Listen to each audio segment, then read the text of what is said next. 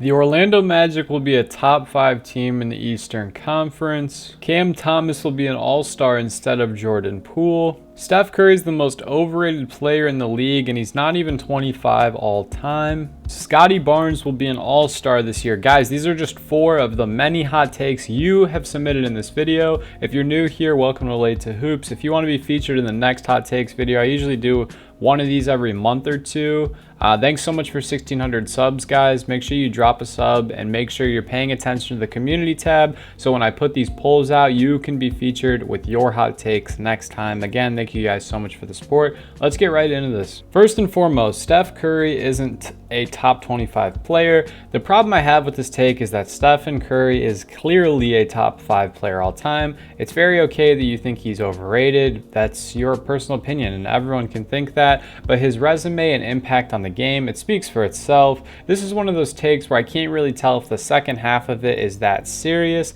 I understand where you're coming from, but not very much. Like I said, Steph Curry's resume, along with his skill ceiling and his ability to make other people better, really does just come to speak for itself. I mean, he's changed the game for generations to come. The thing is he clearly is a top 25 player. Some people even argue that he's a top 10 player, and many would even argue that he's the greatest point guard of all time. So half of this take is okay. You can think he's overrated. However, he definitely is top 25.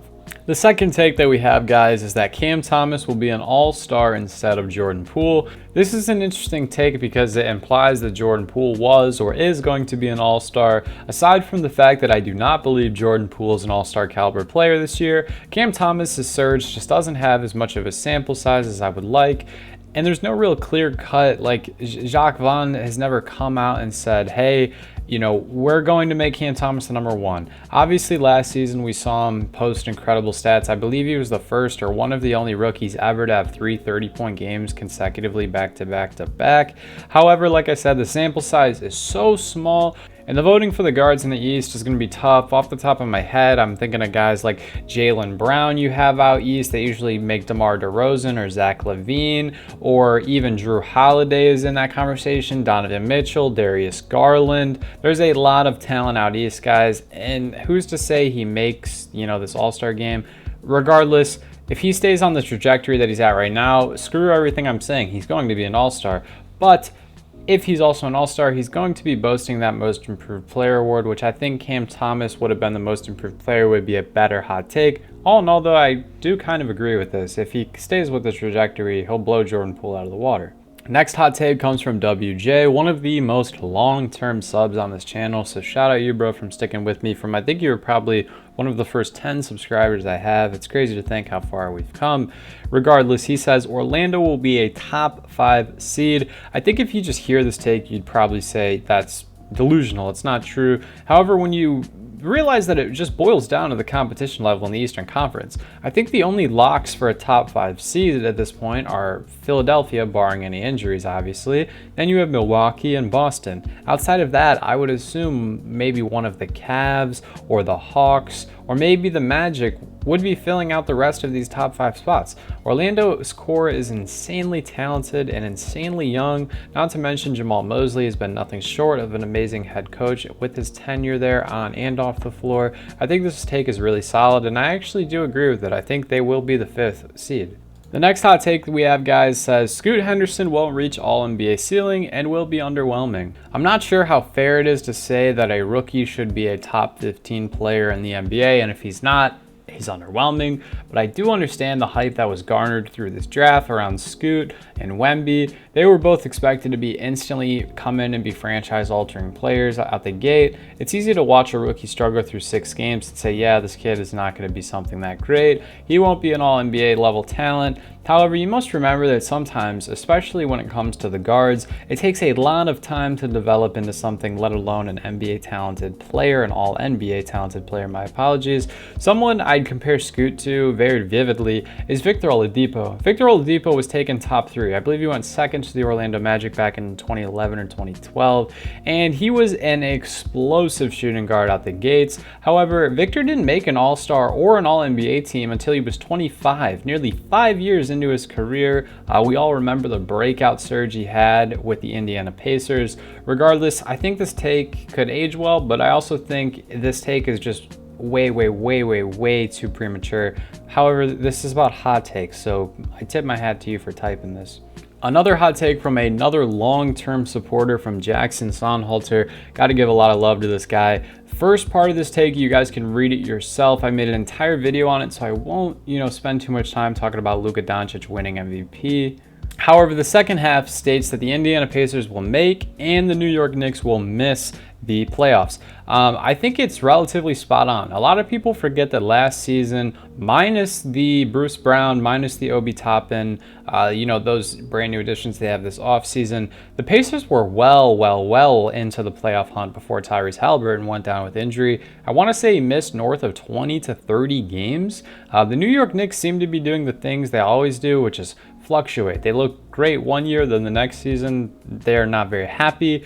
People don't look content. To be honest with you, next year they'll probably look good again. But this year, Randall, he looks pretty unhappy. Jalen Brunson looks unhappy as well. I wouldn't use the term regressing for Jalen Brunson. I would just say that the honeymoon phase is probably coming to an end. Last year, honestly, was the best shot for them to do anything. I mean, you have Miami Heat, the 8th seed in the second round. Obviously, we know Miami went to the NBA Finals, but who's to say if you can beat Miami, you can beat Boston, then you go against the Nuggets, you'd probably get washed by the Nuggets. But a championship berth for the city of New York would be insane. I think that Josh Hart, Dante DiVincenzo, a lot of these guys are really talented, really great role players. Isaiah Hartenstein, another guy that comes to my mind. But you only go as far as your stars allow. Yeah, I think this whole thing is just going to be based on how, great or not great Julius Randle and Jalen Brunson are going to be. Not to mention RJ Barrett. If he can't fix his inefficiency, there's literally no hope for this roster, even if they do make the playoffs. Next hot take says that the Bucks will regret trading Jrue Holiday. With this take, I assume you mean that the Celtics will be more successful than Milwaukee.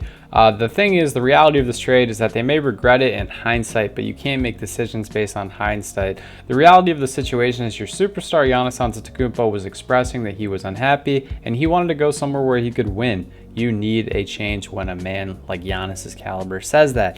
If that means you have to get rid of a guy like Jrue Holiday who's a ride or die, that's tough, but it's business. That's the type of decision you have to make as a general manager if you want to win a championship.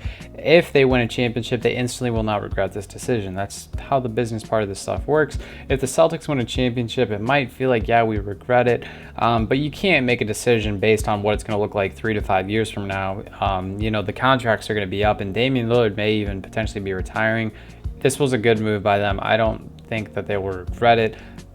Unless, the Celtics win 3 championships in a row and Dame completely doesn't pan out. The next hot take, the 76ers are going to be a top 3 seed. This take may seem, before the season started, like blasphemy. I think a lot of people overhyped the loss of James Harden. However, now that the season's gotten rolling a little bit and we see Tyrese Maxey is clearly capable of being the number 2 option, it doesn't seem crazy to me that the East went from being arguably the more talented conference or the more competitive conference to now being very top-heavy once again. The 76ers, if you will, the Celtics, the Bucks, those are only the real big threats until a team like Cleveland or Brooklyn or Atlanta can make a jump for the future. The Magic, the Hawks, they're going to be talented right now, but not top 3 talented. This video is starting to get a little long, as they tend to, so I'm going to kind of rapid fire these last couple. Brandon Miller is overhated. 1,000%, man. That's how these things work. When you're drafted ahead of a guy like Scoot Henderson, you are going to get put under a microscope. This kid is going to be great for the future to come. Very explosive, moves good in transition, plays good defense. I think this take is very good.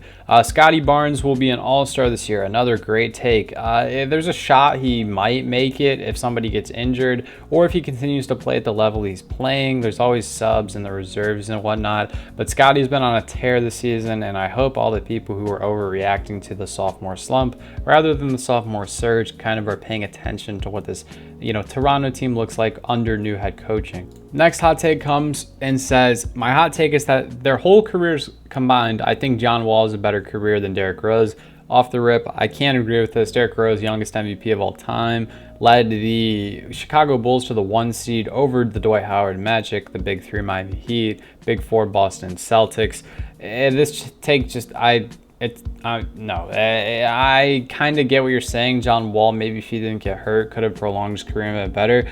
Don't get me wrong. John Wall was a dog. I've never seen somebody so fast, average 20 and 10 with 2 steals a game. But just as far as the resumes go, this just isn't correct. So this take says that the Grizzlies will finish top 5 in the West, going 45 and 12 when Ja comes back. I would assume that's subtracting the games that he's missing, obviously, because 45 and 12 doesn't add up to 82. Top 5 is really bold considering they started this year 0 and 6. However, dreamers can dream.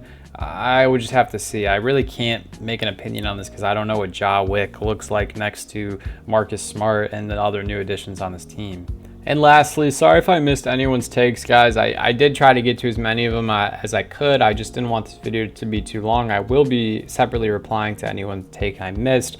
Last take comes from Paprika Finesser. I let him know in a reply that I loved this take. Asar Thompson is going to be and can be an all-defensive team rookie. This rookie class has the potential to have the most rookies in all defensive team. Asar, Chet, Wemby, Derek Lively. This is a great take, guys. I think out of the Thompson twins, Asar doesn't get enough credit. Insanely talented. If he can figure out a 3-ball, this guy is going to be great for years and years and years to come. But thank you guys so much for submitting your hot takes. I really do appreciate the love you guys have been showing on the videos recently. The one video I posted the other day talking about Ben and DeAndre Ayton and KPJ and Evan Mobley is almost at 20,000 views. You guys are insane. I love you guys so much. Thank you so much for the support. Have a great rest of your day. Stay happy, healthy, and blessed. Peace.